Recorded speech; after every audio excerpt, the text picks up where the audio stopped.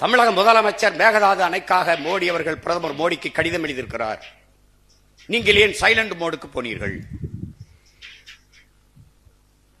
இப்ப இது உதயநிதி நாடு ஒண்ணு மட்டும் இல்ல, இது ஏன் நாடு, இது என் உரிமை.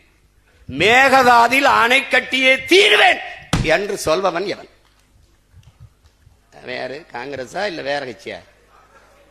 அவன் யாரு? இவங்கள மாதிரி ஒரு கேடு கட்டம் பிறந்த சிவகுமார் முதலமைச்சர் இருக்கார். அவரு ஓ விஜய் வெரி இம்மெச்சூர்டு பாலிட்டிஷியன். அவன் சொல்லியிருக்கான் இம்மெச்சூர்டு பாலிட்டிஷியன். அவர் சொல்றார் இம்மெச்சூர்டு பாலிட்டிஷியன். அது தமிழ்நாடு டிஎன்சி, தமிழ்நாடு காங்கிரஸ் அவரோட கூட்டணி வைக்கும், அகில இந்திய காங்கிரஸ் திமுகவோட தான் இருக்கும்னு. என்னடா கட்சி இது? என்னடா கட்சி? அவர் ஒண்ணு பேசியிருக்காருல்ல, பேசிட்டு போறாப்ல.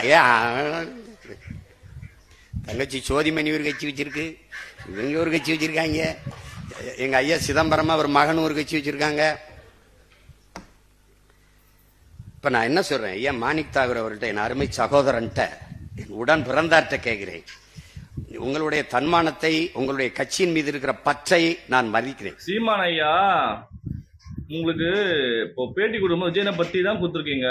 ஆனா டிஎம்கே பத்தியும் ஏடிஎம்கே பத்தி எதுவுமே கொடுக்கலையே.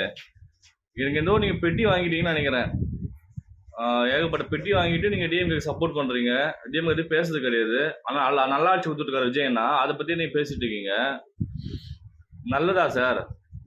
நீங்க எப்போ நீங்க வந்து டிவிக்கு அகைன்ஸ்டா பேச ஆரம்பிச்சீங்களோ அப்பவே மக்கள் உங்களுக்கு வெறுக்க ஆரம்பிச்சிட்டாங்க. ஏன்னா நல்லதை பத்தி நீங்க பேசல, மக்களுக்காக நீங்க பேசல, சும்மா ஏதாச்சும் ஒன்று பேசுற மாதிரி பேசுறீங்க. அப்ப நல்ல தலைவனே கிடையாது. அது நல்ல தலைவனா மாறுங்க முதல்ல, அப்புறம் நீங்க மக்களுக்காக பேசலாம். முதல்ல உங்க கட்சி வளர்க்க பாருங்க.